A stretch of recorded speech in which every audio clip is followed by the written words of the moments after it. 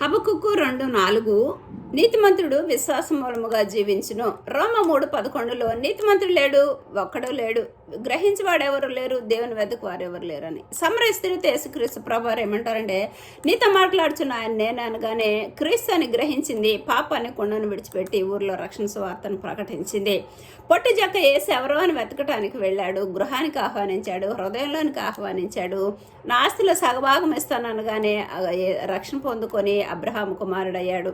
అయితే సిలువలో కుడివైపున దొంగ యేసయ్య తండ్రి వీరేం చేస్తున్నారు వీరెరుగరు అనగానే మెస్సయ్యని గ్రహించాడు. నీ పరలోక రాజ్యంలో నన్ను జ్ఞాపకం చేసుకో అనగానే అతడు రక్షణ నిత్యజీవం పొందుకున్నాడు ఆ క్షణం. అయితే శాస్త్రుల పరిచయాలు యేసుక్రీస్తు ప్రభువును వెంబడించారు, కానీ అనేక సూచక్రియలు చూస్తూనే ఉన్నారు, కానీ యేసు వాక్యం విశ్వసించలేదు. నువ్వు బయల్జబూలని తిట్టి రక్షణ కోల్పోయారు. ఎప్పుడైతే హృదయంలోనికి నువ్వు ఆహ్వానిస్తావో ఆ రోజే నీకు నిజమైన రక్షణ